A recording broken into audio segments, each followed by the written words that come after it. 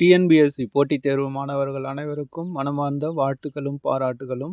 இந்த வீடியோவானது டிஎன்பிஎஸ்சி போட்டித் தேர்வு மாணவர்களின் சார்பாக வெளியிடப்படுகிறது. அதாவது நேற்று ஏப்ரல் 25ஆம் தேதி குரூப் 4 தேர்வுக்கான நோட்டிஃபிகேஷன் வெளியிடப்பட்டுள்ளது. அதில் மிகவும் அற்பமான அதாவது குறைந்த எண்ணிக்கையிலான காலி பணியிடங்கள் அறிவிக்கப்பட்டுள்ளது. அதாவது 3900 பணியிடங்கள் அறிவிக்கப்பட்டுள்ளது. இதில் பெரும்பாலான பணியிடங்கள் ஃபாரஸ்ட் கார்டு சம்பந்தமாக உள்ளது. அப்படி பார்க்கும்போது வெறும் குரூப் 4 பணியிடங்கள் அதாவது ஜூனியர் அசிஸ்டன்ட் மற்றும் டைபிஸ்ட் இவற்றை சேர்க்கும்போது 3000த்திற்கும் குறைவான பணியிடங்களே இந்த ஆண்டு குரூப் 4 தேர்வுக்கு அறிவிக்கப்பட்டுள்ளது.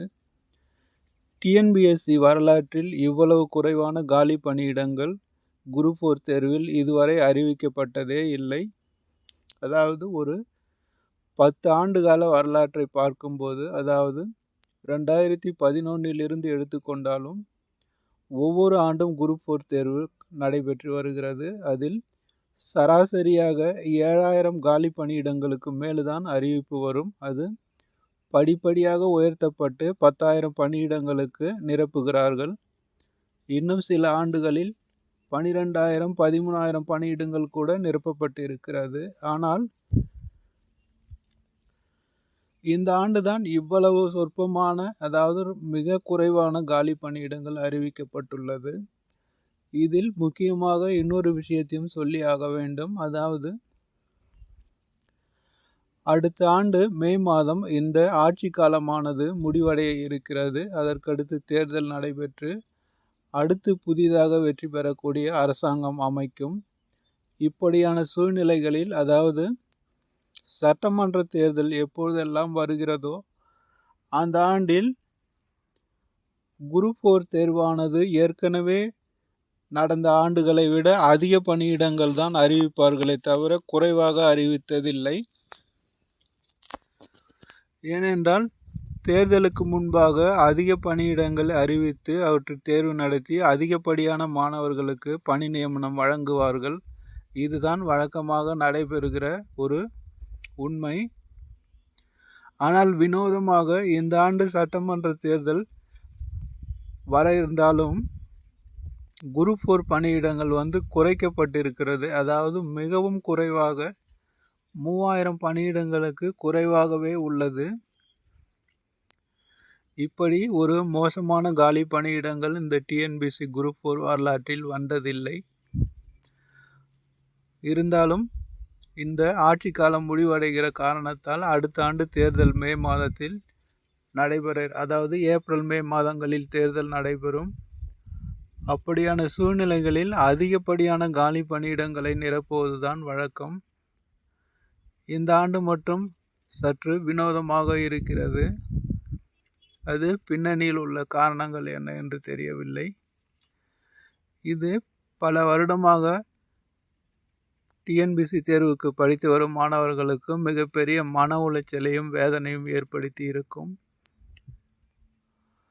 அதாவது டிஎன்பிஎஸ்சி தேர்வுக்கு படிப்பவர்கள் பெரும்பாலும் வெளியூர் மாணவர்கள் தான். அதாவது கிராமப்புறங்களில் இருந்து வந்து சென்னை போன்ற நகரங்களில் தங்கி ரூம் வாடகை மற்றும் சாப்பாடு செலவென்று சராசரியாக மாதம் 5000 அல்லது 6000 ரூபாய் செலவழிக்கிறார்கள். எப்படியாவது இந்த ஆண்டு குரூப் 4 தேர்வில் தேர்ச்சி பெற்று விடலாம் என்று நிறைய பயிற்சி மையங்களை ஏறி இறங்குகிறார்கள் அல்லது நூலகங்களில் பகல் முழுவதும் படிக்கிறார்கள். இப்படி கடினமாக ஒரு தயாரிப்பை மேற்கொண்டு வரும் சூழ்நிலையில் இந்த குரூப் 4 தேர்வானது ஒரு மோசமான பாதிப்பை டிஎன்பிஎஸ்சி மாணவர்களுக்கு ஏற்படுத்தி இருக்கிறது. எனவே மாணவர்களுடைய வலியும் வேதனையும் உணர முடிகிறது. இருந்தாலும் அது அரசாங்கத்தின் கொள்கை முடிவு. இதனுடைய நிலைப்பாடானது வருகிற சட்டமன்ற தேர்தலில் கண்டிப்பாக எதிரொலிக்கும். ஏனென்றால் நம்மளை போல் அனைத்து டிஎன்பிஎஸ்சி தேர்வு மாணவர்களும் ஏதேனும் ஒரு கணக்கு வைத்திருப்பார்கள். அது அடுத்த ஆண்டு வர உள்ள சட்டமன்ற தேர்தலில் எதிரொலிக்கும் என்று எதிர்பார்க்கப்படுகிறது. இருந்தாலும் மாணவர்களுடைய ஏமாற்றத்திற்கும் வேதனைக்கும் எந்த விதமான ஆறுதல் சொன்னாலும் அது சரியாக இருக்காது. அதாவது சில பயிற்சி மையங்கள் சார்பாக அரசாங்கத்துக்கு கோரிக்கை வைக்கலாம். அதாவது குரூப் 4 பணியிடங்களை உயர்த்த சொல்லலாம். அதுதான் நம்மளால் செய்யக்கூடிய ஒரு உதவி. இதில் தமிழ்நாட்டில் ஆயிரக்கணக்கான பயிற்சி மையங்கள் இருக்கிறது. அதுவும் 50,000 1,00,000 ரூபாய் வரை பயிற்சி கட்டணமாக வசூலிக்கக்கூடிய நிறைய பயிற்சி மையங்கள் சென்னையில் உள்ளது. அவை எதுவுமே டிஎன்பிஎஸ்சி தேர்வு மாணவர்கள் சார்பாக குரல் கொடுக்காது. அதனுடைய முக்கியமான நோக்கம் கட்டாய வசூல் செய்வது மட்டும்தான். மாணவர்கள் எக்கேடு கெட்டாலும் பரவாயில்லை, நமக்கு என்ன என்று அவர் பாட்டுக்கு செயல்பட்டு கொண்டிருக்கிறார்கள். அவையெல்லாம் ஒருங்கிணைத்து ஒரு கோரிக்கை வைத்தால் நிச்சயமாக குரூப் 4 தேர்வு 5,000 பணியிடங்களுக்கு மேலும் உயர்த்தலாம். ஆனால் அதை செய்வதற்கு தயங்குவார்கள். எப்படி இருந்தாலும் நம்முடைய பயிற்சி மையத்திற்கு மாணவர்கள் வந்து விடுவார்கள் என்ற ஒரு நம்பிக்கை அவர்களுக்கு இருக்கிறது. இது டிஎன்பிஎஸ்சி தேர்வு மாணவர்கள் புரிந்து கொள்ள வேண்டும் நண்பர்களே. அதாவது டிஎன்பிஎஸ்சி போட்டித் தேர்வு மாணவர்கள் சார்பாக எந்த பயிற்சி மையம் குரல் கொடுக்கிறதோ அதில் சேர்ந்து பயன்பெறுங்கள் நண்பர்களே. எதையுமே கண்டுக்காமல் எது என்றும் நடந்தாலும் நமக்கு என்ன என்று இருக்கிற பயிற்சி மையங்களில் சேராதீர்கள். அதனால் உங்களுக்கும் எந்த பயனும் ஏற்படாது. முக்கியமாக இந்த டிஎன்பிஎஸ்சி போட்டித் தேர்வு மாணவர்கள் சார்பாக தமிழ்நாட்டில் 2 அகாடமி தான் குரல் கொடுக்கிறது. அதில் ரேடியன் அகாடமியில் உள்ள திரு மதிப்பிற்குரிய ராஜபூபதி ஐயா அவர்களும், அடுத்து திரு நடராஜ் ஐஏஎஸ் அகாடமி அவருடைய ஒரு ஆதங்கமும் தான் எப்போதும் நாம் பார்க்க முடிகிறது. எந்தவித குறைபாடாக இருந்தாலும் அதை உடனுக்குடன் வெளிக்காட்டுகிறார்கள் இந்த 2 பெரும் மனிதர்கள்தான். மற்றவை எதை பற்றியுமே கவலைப்படுவதில்லை நண்பர்களே. போட்டித் தேர்வு மாணவர்கள் புரிந்து கொள்ளுங்கள்.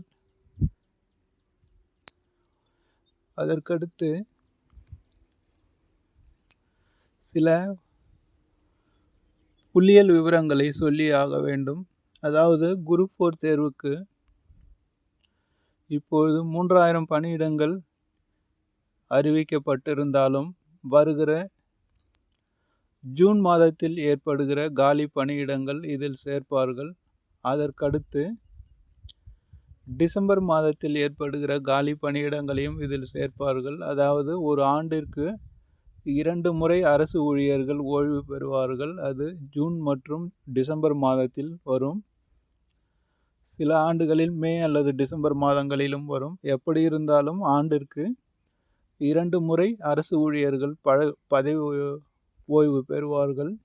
அப்படியே பார்க்கும்போது இந்த குரூப் 4 தேர்வுக்கான அனைத்து முடிவுகளும் முடித்து பணி நியமனம் வழங்குவதற்கு அடுத்த ஆண்டு ஆகிவிடும் நண்பர்களே. அதாவது 2026 ஜனவரி அல்லது பிப்ரவரி மாதங்கள் வரை இந்த குரூப் 4 தேர்வானது நீடிக்கும். அப்படி பார்க்கும்போது இந்த ஆண்டில் ஏற்படக்கூடிய 2 காலகட்டங்களில் உள்ள காலி பணியிடங்களை இந்த குரூப் 4 தேர்வில் சேர்ப்பார்கள். அதாவது ஜூன் மாதத்தில் வருகிற காலி பணியிடங்களும் டிசம்பர் மாதத்தில் வருகிற காலி பணியிடங்களையும் இதில் சேர்ப்பார்கள். அப்படி சராசரியாக ஜூன் மாதத்தில் ஒரு 1000 காலி பணியிடங்களும் டிசம்பர் மாதத்தில் ஒரு 1000 காலி பணியிடங்களும் தோராயமாக வைத்து கொண்டாலும் ஒரு 5,000க்கும் மேற்பட்ட காலி பணியிடங்கள் இந்த குரூப் 4 தேர்வில் இறுதியில் நிரப்பலாம் நண்பர்களே.